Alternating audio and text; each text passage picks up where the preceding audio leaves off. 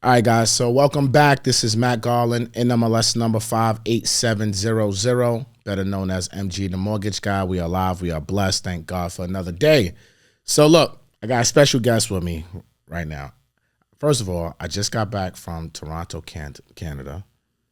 I flew in. I changed my flight. I was supposed to go to New York first, but I wound up staying an extra day. Yeah.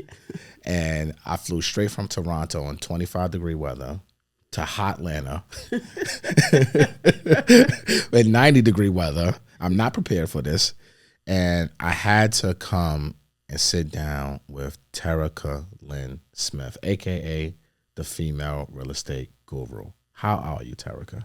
Man, I'm excited. It's crazy that we sitting right here. Like, I can't even believe it. Like, I'm excited. It's like a kid at Christmas right now. Like, shit, that's how I feel. I'm sitting with a real live goat in real life, y'all. So look, let me tell y'all who is Terrica Lynn Smith, right? She's a real estate investor for 18 years, 500 plus real estate holdings, developed 4 communities, over 800 million in real estate transactions. You have a street sign named after your son, Tyreek. Yep. You've been invited to the White House. Yep. 20 under 40 winner. Yes. Trained thousands of investors. Yes. You currently have an 8-figure real estate portfolio. Yes. And that portfolio is bringing in $250,000 a month passively. Yes. Amongst other real estate plays that you're doing. That's right. Ladies and gentlemen, we are sitting with a real life GOAT right now. I hope y'all appreciate who we have here right now. Terrica, please introduce yourself. I know I gave you like the bullet points, but in your voice, tell the people who you are. No, so you may hear that little Southern accent. We love that, baby. Okay. We love that, baby. But for those who don't know, I am Terrica Lynn Smith. I'm a real estate developer and real estate coach. I am, one of the youngest African-American female real estate developers in the state of Louisiana to develop a mixed-use community, which is huge for us because it's not always easy pioneering, new projects that people are not used to. Mm-hmm. And so not only did we pioneer it, we did it in a predominantly African-American community that has not received investment dollars in decades. And so, we increased the property values, we increased the lifestyle, the way of living there. And we're currently working on other key components, what we believe is important in the community, such as healthcare and groceries and different things like that. But I didn't always start there. Right. Like a lot of people look at all of the accolades and all the different things I have going on. I literally, built this over the course of the 18, 19 years I've been doing real estate now. Okay. I started with nothing. I was, I spent most of my life in foster care. I ended up as a teenage mom, homeless, dealing with sexual abuse, being sold to my mother's drug dealer, to being able to find out who Terrica Lynn Smith was. So I had a journey up into, the point of me becoming Terrica Lynn Smith. It wasn't just like, I had a mother or a father who gave me a silver spoon or a gold spoon or even a plastic spoon in that matter. You know what I'm saying? I had to go and find my own utensils in this thing we call life. And I think, by grit, gratitude and resiliency and, for me being intentional and tenacious, it got me to the place where I'm at right now. You said a whole lot just now. That was a lot. It was a lot to unpack in that. Okay. Right. So I want to start because you mentioned a lot of trauma, right? Recently someone asked me like, what's the best way to get to know you or something along those lines. And I said, to get to really know me, you got to understand my pain. You got to understand my trauma. Yeah. Because that's what's really made me who I am today. Yeah. Like my family is drug dealers or drug users, right? My mother's been on drugs my whole life. I don't have a relationship with her today. That's part of my pain, my trauma, but it's made me the man that I am today, right? And, you said you was sold to your mother's drug dealer. When you was on the Women's Summit, I mean, you told the whole story of like you were sexually abused at, I think 5 years old, things of that nature, homeless, teenage mom. I mean, that's a lot of pain. It is. A lot of pain, a lot of trauma. How has that, that pain, that trauma shaped the woman that we see today? Right. So I would start here, right? Like the woman that's shaped here today is a miracle, right? Like I'm not supposed to be this person, if that makes sense. Yeah. And I feel that same way too sometimes. Yeah, you know what I'm saying? And so I think for me, I did not know who I was. So I had identity issues. And a lot of the times, you know, people just say, you got to find who you are. You got to find who you are. Well, how can you find who you are when you don't know what to identify? Mm-hmm. You have nothing to identify with or you don't know what to identify. And so for me, I had to literally build who I wanted myself to be. Like that makes sense. Like I didn't have a role model in my life to say, I look up to this person and I want to be this person. You had to be that person. You had to act as that person. That's right. That you wanted to be. That's right. Mm-hmm. It wasn't like, you know, there was somebody coaching me along or mentoring me, right? Like everybody be like, so who was your greatest mentor? Well, homelessness. It taught me life. It taught me I didn't want to be here. You know, it taught me that, you know, this is something, if I don't change, I'm going to be here forever. And that was a great life lesson for me to be able to say homelessness was my mentor. And so I think people that go through pain, I think people that go through trauma, I feel like, and they make it out, like me and you, we make it out, right? We got parents that never loved us like we wanted to be loved, right? Absolutely. And I think it's not talked about enough, but there's a reason why people really have mental health issues. And for us to be sitting on a platform like this, not saying we didn't battle, not saying we didn't go through depression, not saying we didn't go through identity issues and abandonment. It's just we're miracles out of that environment that we come from. Absolutely. You know, and so when I hear people say, you know, I'm just a product of my environment, that's not necessarily true, because if you really choose to fight to get out the environment, I really believe you can, because that's what I chose to do. I had nothing else to do. Like, you know, being strong is it's to me, it's something that comes natural. It's not something that somebody have to teach me. My whole life I had to be strong. Your whole life you had to be strong. Absolutely. Right? And because we had no choice, that's all we knew was strength. That makes sense? It makes a lot of So sense. I think for people that goes through trauma such as we have no choice but to either be strong or die. I chose to be strong. I'm from Bed-Stuy, do or die Bed-Stuy, right? Mm-hmm. I was born and raised in Brooklyn, but I represent Queens because I moved to Queens when I was like 12 years old. And that was the slogan, do or die, basically. And that mentality has kind of stuck with me for my entire life. Like, do or die, sink or swim. Like, it's either I got to make it work or it got to work, like Neo would say, right? Yep. It got to work or it got to work. There's no plan B. That's right. Like, it's full steam ahead. And I think that pain has helped me, like, because I never want to go there. I never want my children to go there. I don't want my lifestyle to be like that. So when I think about, like, the work I got to do, like, you even say, yo, Matt, you got an event tomorrow. You got this. You just came back. I'm like, yeah, because I got to keep going. Yeah. Like, because I can never be what I grew up in. That's and I don't want my children to ever experience that. So I use that pain as fuel. And I think most people who come from these type of environments, who had a tough upbringing as a child, use that as like gasoline, so to speak. Yes. And I can tell just when you speak, like, you can hear that passion. Yeah, you know, that pain. Yeah, like, it's like DMX. So that's why DMX is one of my favorite rappers, because you can can hear it. Like, even when he prays, like, you can hear it. And it's just like it sends chills. Like even when you was on a webinar and you were speaking, like, I literally felt chills down my spine when you were speaking. And I said, no, I gotta come. I got to come to Atlanta. When are you gonna be here? Because we gotta get an interview, because that was incredible. But let's get into some real estate, right? Yeah. Now that they have an idea of who you are, real estate investor for 18 years, you got 500 plus real estate holdings. Can you break down this 500 plus holdings that you have right now? Yeah. So it's a mixture of single family, multifamily, developments, some commercial, and what else? That's pretty much it. That's pretty much the bulk of it. And so what we do is, you know, obviously apartment complexes is a big part of it.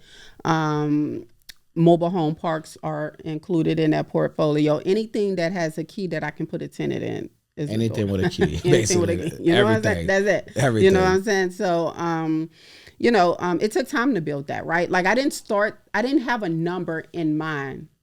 That makes sense, Matt? Like I didn't have a number. Like I wasn't like, oh, I'm about to go get 500 real estate investments, right? I just didn't want to be poor. And I knew I had to do something different. I didn't even know I was creating passive income. I just was like, yo, they going to give me a check every month. Bet. Yeah. Like, you know what I'm saying? Like when I did my first deal, my tax return, $5,000, I just knew that if I put somebody there, they was going to give me some money back. Right. And then once I realized, yo, not only can I put somebody there, they can pay a mortgage for me on a property, and I can take money out of that property while they paying the mortgage, and then I can go do the exact same thing and get more money. Yeah. And so for me, it became a snowball effect. It was like, how big can I make this? I'm still trying to see how big I can make it, right? I would love $1 billion a month. Like, you know what I'm saying? Like just to build it. Like, you know what I'm saying? It's like a hunt. Like, like how many houses or how many kills, right? Can I get within the year to add another $1 million to my portfolio or another 200 million or whatever the number is, right? Like it's literally a sport to me to be able to build that big old snowball worth of passive income. It's a sport to build a snowball of passive income. Yeah. See, only goats talk like this. Only goats talk like this. Regular people don't speak like this, right? So, all right, you're on the hunt. You got the 500 real estate holdings. You're doing everything. You're doing, like you said, mixed use. You're doing single families. You're doing pretty much anything. It doesn't matter to you. It's just men lie, women lie, numbers don't. It's all boils down to the numbers. That's right. So when you're analyzing a deal, what are you looking for when you're analyzing a real estate investment? So it depends on the actual investment as a whole. Let's be specific because you're right. Let's say if it's a multifamily investment, what are you looking for? I'm looking. So a lot of people are not going to understand the terms cap rate, so I'm not going to get into formulas, right? Because I don't want to lose the audience. I'm going to get into how So let's explain what a cap rate is, right? In layman's terms. Yeah. So a cap rate is actually a return that you would receive on investment, right? It kind of like analyzes the deal for us in the easiest terms. Is that an easy way to break it down? Okay. All right. I don't want to get too C. So whenever I'm looking at multifamily, like the one we just purchased, right, the 60 units, I understand if I'm going to put out, let's say, $1 million, and it's bringing in $500,000 a year, right? I understand that I just purchased with that $1 million, $500,000 for the next 20 years. Like, that's to break it down in the simplest of terms, right? So that means if I have 60 doors and it pays, what is it, $49,000 a month or something like that. So let's just say 40D or 49? 49,000. So 49,000 a month times 12, right? That's about $500,000 in income a year. Well, I understand that I can't get into the text because I don't have enough time. I understand that I'm going to make my money back a whole lot faster than I would if I was to just go flip a property. That makes sense. So when I'm buying income, I'm buying it in the aspect of what can I make on it annually. So if the $499 is gross and the net of it is $200,000, well, I just bought $200,000 in net income that I can add to my portfolio on a monthly basis. And you take that $200,000 and divide it by 12, and then that's what you're making on that actual asset. So you're looking mainly at net, period, point blank. How much am I going to make, and does this deal make sense for me to make this amount? Right. So if it's let's just say a $2 million multifamily, if you're making $100,000 net, is it really worth it for you?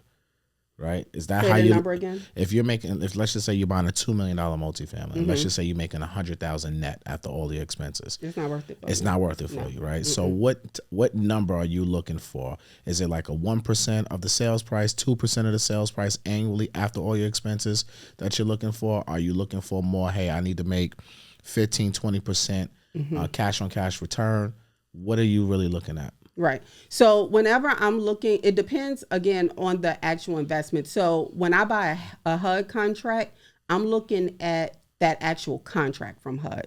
because I know they're going to pay me 20 years, right? And they're going to pay with a built-in inflation, right? So their contracts have 3% inflation built in, right? So I'm going to factor that into the numbers that I would look at whenever I'm looking at a HUD property. So the one that we just purchased, for instance, right? Like I think our annual rate on that deal is what, 23%? 23%. You know what I'm saying? So for me, that's a phenomenal return. That's a huge return. You know what I'm saying? And the beautiful thing about that is a lot of the times when you buy a multifamily, you're not going to be receiving a return probably for the first year to year, 18 months, depending on stabilization and how, you know, it depends on the condition that the property is in, right? So if we got to go in and fix it up and, you know, like tenants. That's right. We got to put tenants in, take tenants out, you know, there's so many different things that goes into it. But depending on that, it may take 18 months to get your first check. Absolutely. Right. But in this instant, it took us 3 months. 3 months to get our first check. You see what I'm saying? Our first dividend check. So what happens is, off the bat, that's a great deal for us. So I think that, you know, each deal is, you know, different. I have one apartment complex we're working on where we've been under construction for, I think, 6 months now. We have not received $1. We probably have about, I don't know what, $400,000 or $500,000 into it right now. Anderson, about $400,000 or $500,000 into it right now with acquisition. And we have not received a check. We won't receive a check for another year. You see what I'm saying? But we still got to put that money out there, right? Absolutely. So what is the expected return on that, right? Somewhere between 12 to 15% annually. It's a good return, right? Still a good return. Yeah. We have to build it up, though. We got to put the tenants in there. You know, we have to stabilize it. Right now, we got a colony that we got to deal with. Okay. You know what that means? No, explain it. That's it's like a beehive, right? Inside the walls. Okay. And so we got to take off the walls now because we just found all this out, right? Damn. And now we got to call in an expert because you can't kill bees. It's illegal. Yeah. You'll go jail. I ain't trying to go jail, right? So we got to call in experts to come in and remove that and then go back in and fix the walls that we just fixed. We only know that they have bees because the contractor hit a wall with a paint machine thing, and they just start flying out. Oh my God. Yeah. That's crazy. Yeah. An expense you're not even thinking about. Correct. A colony of bees. Yes. That wasn't in the It's definitely not in the portfolio. But the cool thing is they'll remove them for free. That's good. Yeah. So we have one company that was like, they'll charge us $300 to $600 to come get it. They're going to make money off of it.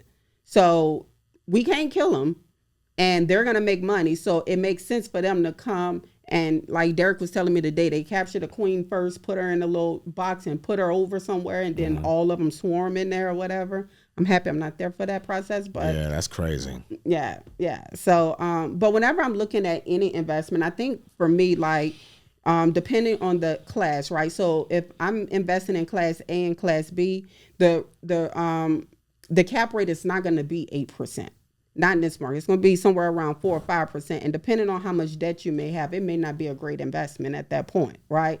I typically like to invest in class C and class D value add, so I can be able to go in there, fix it up, get the equity I'm looking for, stabilize the unit, take my money out of those units, and then be able to do it again, all while receiving somewhere between 12 to 30% return, depending on the actual investment itself. Yeah, that's the play. Yeah. Right. Class A and Class B neighborhoods, I don't want no parts of that. Yeah. Yeah. Right. That they're already gentrified. Yeah. It's at the highest level, and you're gonna buy at the highest level. Right. There's not too many value add properties. Yeah. Or deals. Yeah. Period. In those type of areas, but the C and D is really what to play because those are the ones that's behind. That's right.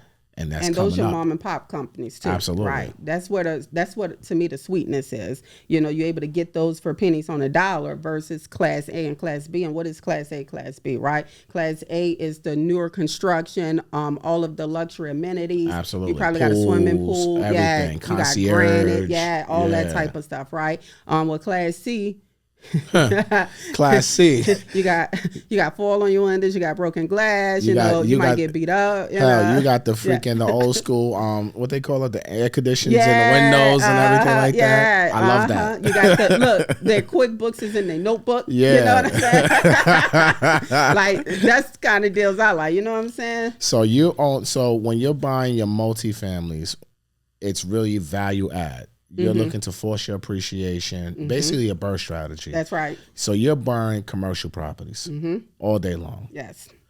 And I love forced appreciation, man. I'm not trying to get into too many of those terms, but like if the audience is sweet and they know all that, we can talk big boy talk. So talk. But I don't talk want your talk. Yeah, no, talk your talk. They're gonna have to catch up. Yeah. All right. Yeah. So with forced appreciation, right? That's the beautiful thing with these value adds, which is why I love it. It's because you literally can go in with,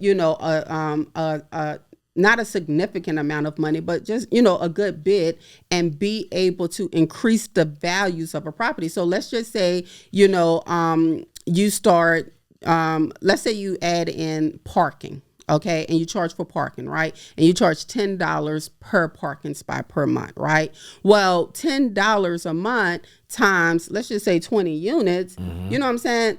That's money that is now being equated into value of the property, which is now forcing that appreciation in that property to go up because we just built that income within that property that wasn't there. So if I take some storage sheds and I build them on the back of the property and now I rent each one of those storage sheds out, well, guess what happens? I just created forced appreciation because I just increased my rent roll from, let's just say, $100,000 to now $120,000. Yep.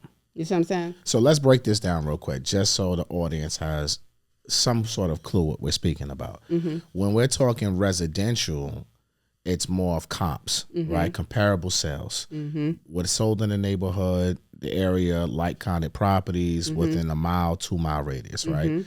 Guys, when we're talking commercial, it's an income approach. That's right. And this is what Terrica is explaining to y'all. Right. When you add income to the property, you're adding value. Yes. AKA money in your pocket. That's right. Right? So it's very important when you're looking at commercial deals, you have the expertise or you have a team that has the expertise to help and guide you to know where the opportunities for you can add income. Laundry, maybe it's vending, maybe, like you said, parking. Yep. Storage, whatever it is that you can add to a commercial building to increase the income will ultimately increase the equity, which now when it's time for you to refinance and complete your BRRRR, you'll now be able to pull out whatever your initial capital was to acquire the property and probably a little something extra. So now you can go rinse and repeat and it's all tax free. That's right. Correct? Yes, that's correct. Yes. It's only realized whenever you sell it. Say that again. It's only realized whenever you sell it. Exactly. I love this conversation so far. So, all right. So you burn commercial properties. Not too many people even know you can do a BRRRR on a commercial property. And you're also building new construction properties as well. Now, you're doing mostly single families with the new construction, or you're doing multi-families with your new construction? We're doing mixed use. Mixed use properties. Yeah. Explain what a mixed use property is. Great question. So, thank you. So what a mixed use, right? So that means in one particular development, you have different uses, right? And so whenever we're looking at a property, we're going to say, what is the highest and best use for our actual real estate investment? So in this particular case, we noticed that there was a need for senior living. We noticed that there was a need for new home ownership. And we noticed that there was a need for a grocery store, right? And so we was like, what if we build out this commercial part in the front, create a grocery store for our community that we're building in the back? And how about with the new home buyers, right? The millennials and all of those different folks, they look out for the seniors that's going to be in the senior complex. And now it's a community that's working together. I've always wanted to develop a smart growth community. And pretty much that means, you work, sleep, eat, and play, right? Smart growth. And so I've always wanted to be able to create something like that where everything was within walking distance. You really don't need to leave your house for much because, or get in a car, right? You able to literally commute and get whatever you need and be able to go from there. So whenever we're the development we're working on right now is we're gonna be able to put some type of grocery store in this area that don't have one. And then we're building the senior complex, which is a 50-unit senior apartment complex, upscale as well, right? That accepts Medicaid. So we're going to do a contract with Medicaid to be able to fill our units. And then from there, we have all of, which is phase one, we're almost complete with, which is all the single family residents that we're building, where we're building homes in buyer's price ranges that are never done before. Let me ask you a question. And you, Lynn, you the money man, right? Mm-hmm. Do you know a builder that accommodates the income bracket, brand new construction of $50,000 or less? No. That's what we do. So I focus on the 80, right? I let the rest of the world do the 20. The rest of the world going to always take care of the 20%. I'm going to focus on the 80. So every home we build, it can't stay on the ground because we have no competition in our lane. So the homes I'm building are between $160,000 to $180,000, $200,000 max. So the people that work at the hospitals and the cafeterias, they're able to afford a home, right? I'm not going to say school teachers because they can fit in the other categories. I'm talking about the people that work at McDonald's and been there for 10 years and they're great managers, but they don't make enough income over there. Now they can afford a brand new home. I'm focused on the majority of the people that I realize come from where I come from that probably never have a chance at home ownership because they believe it's too far out of their reach. Affordable housing.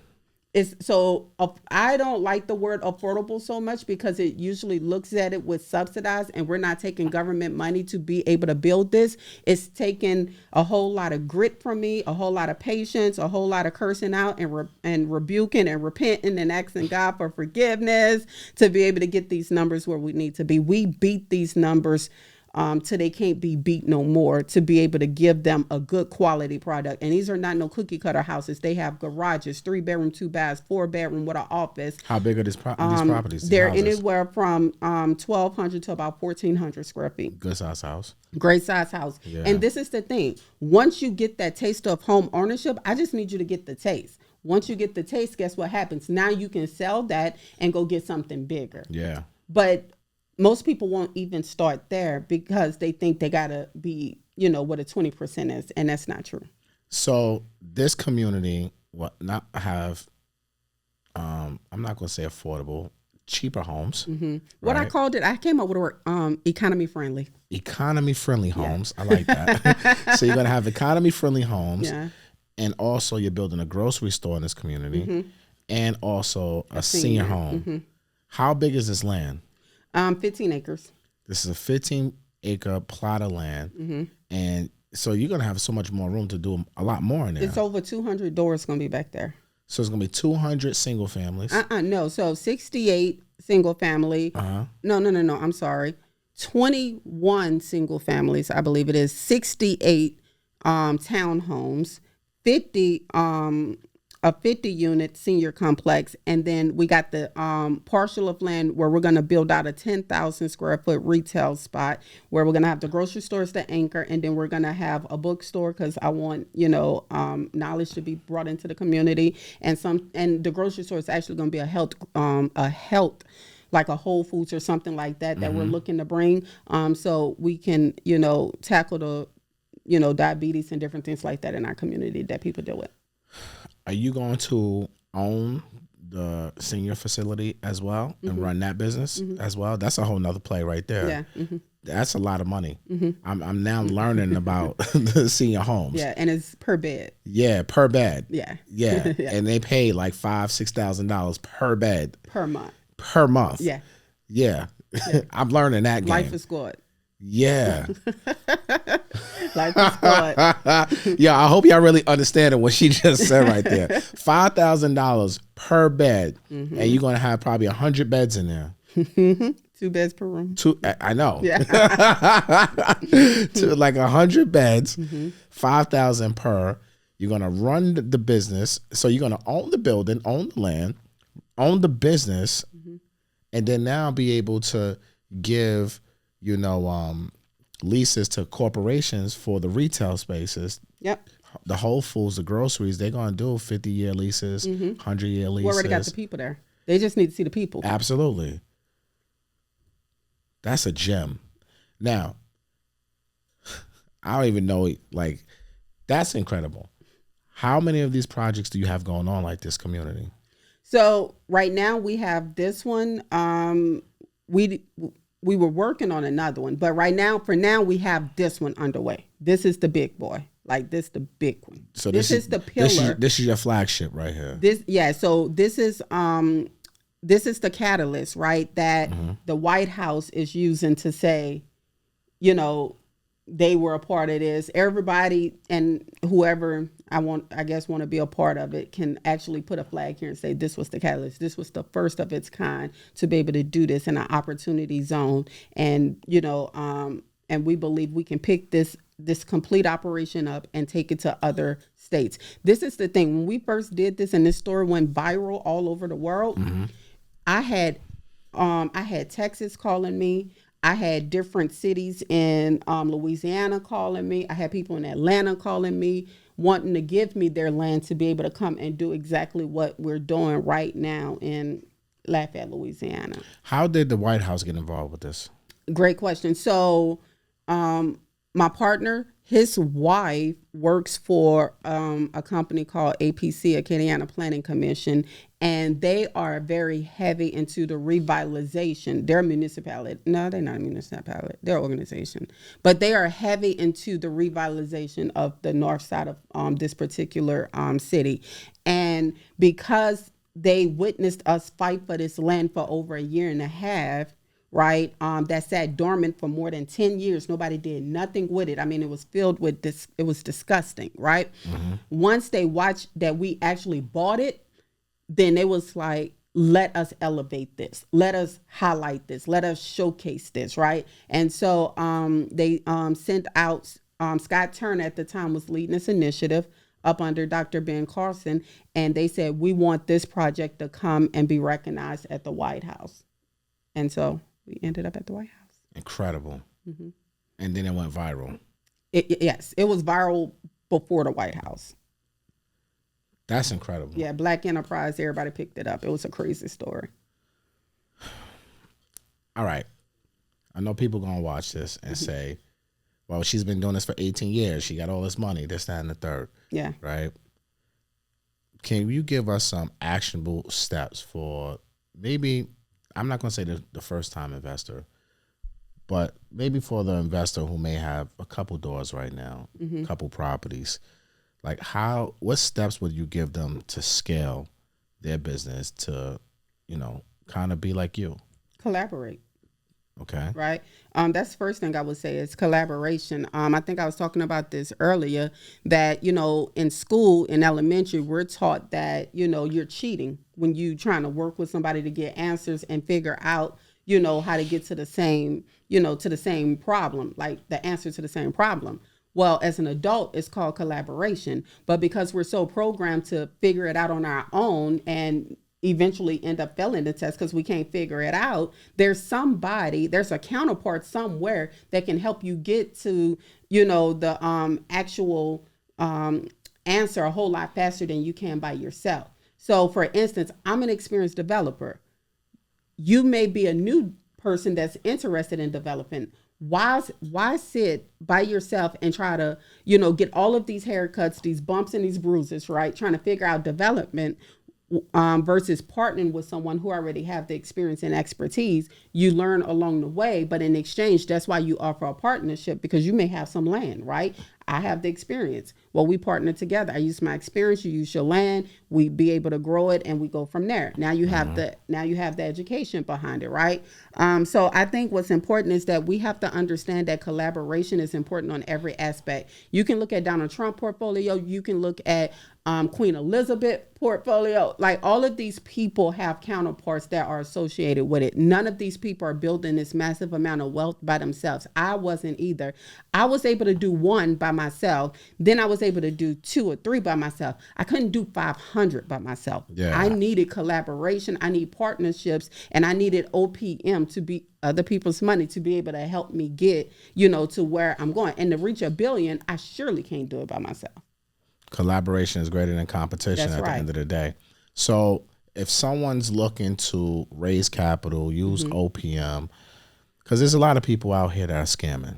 That's right. Right. And let's just say for people who are looking possibly to invest into some sort of crowdfund, JV, syndication, whatever the case may be, what should our audience look out for? Like, how should they vet a developer like yourself who's looking to raise capital to make sure that they're making a legitimate, investment into a viable fund or syndication or whatever the case may be? Yeah. Oh, that's such a great question. So I'll say it a few ways. Number one, ask for receipts from the person that's raising the funds, right? Like if they can't provide you with 10 cash sales and they trying to raise all this money, I'm going to question them, right? So if they don't have no cash sales and if they get offended about you asking for cash sales, that may be one way, right? I like to see your name, on some paperwork at the courthouse.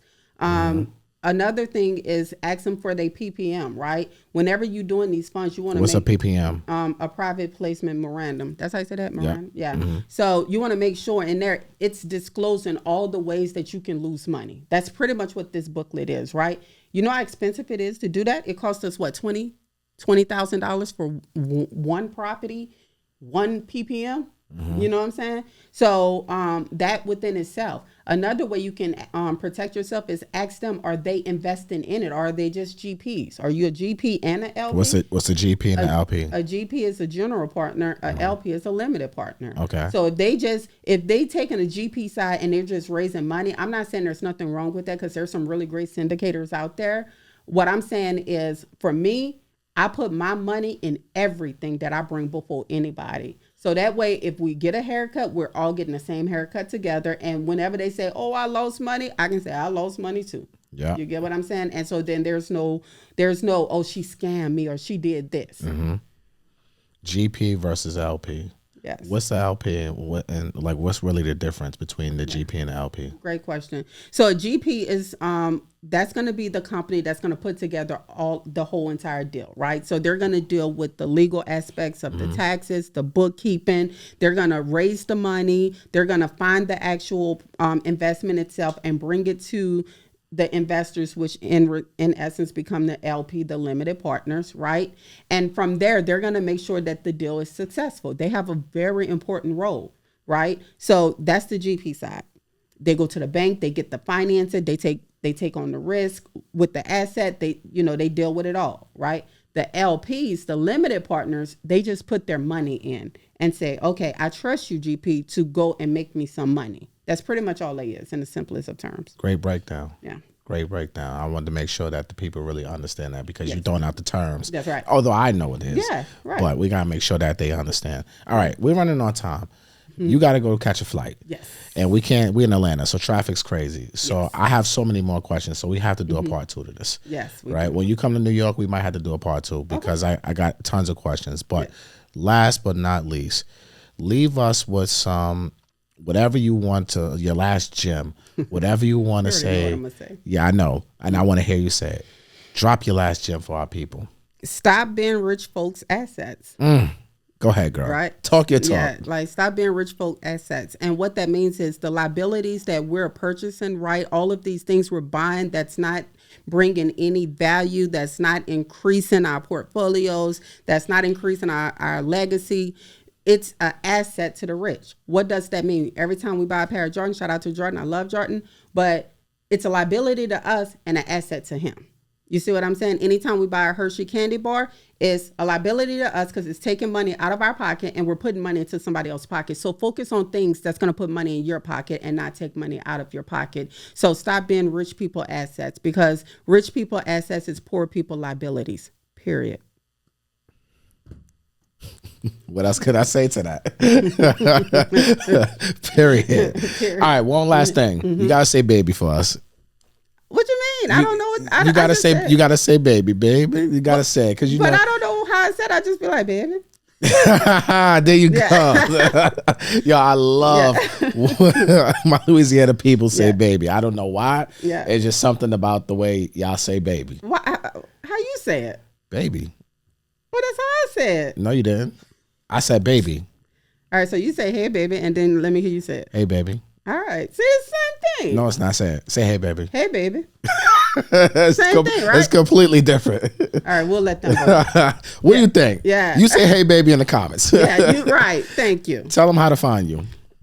You can follow me on all platforms, Terrica Lynn Smith, or you can catch me at Female Real Estate Guru on Instagram, and hopefully a YouTube channel where it's like Terrica Lynn Smith as well. I'm gonna go post some stuff on now. I just found out I got a channel. Yes, I'm excited. You need to. Thought I was going to the TV station or something. Ladies and gentlemen, Terrica Lynn Smith. Drop some gems in the comment. Make sure you follow her. Subscribe to her channel. Yeah. You got a challenge coming up too. You want to talk about that real quick? Yes. So I have a real estate challenge called thepropertychallenge.com.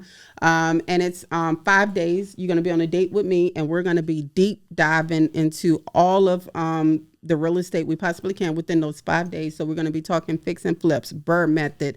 We're going to be talking multifamily. We're going to be talking buy and holds. We're going to be talking all type of real estate. And so if you are a new investor and or a seasoned investor, you're going to want to pull up. The 5 days is going to be epic. What's the website again? www.thepropertychallenge.com. Make sure y'all go to that website. She is MG verified. She don't need a blue check from Instagram. She got a blue check from MG. That's all right. All right. So look, we're alive, we're blessed. We're going to have a part 2 to this coming soon, but make sure you tap in with my girl Terrica. We love you guys. Like, comment, share, subscribe, and go to Apple, download on all audio podcast outlets. All right. Matt Garland, NMLS number 58700, better known as MG the Mortgage Guy. Peace.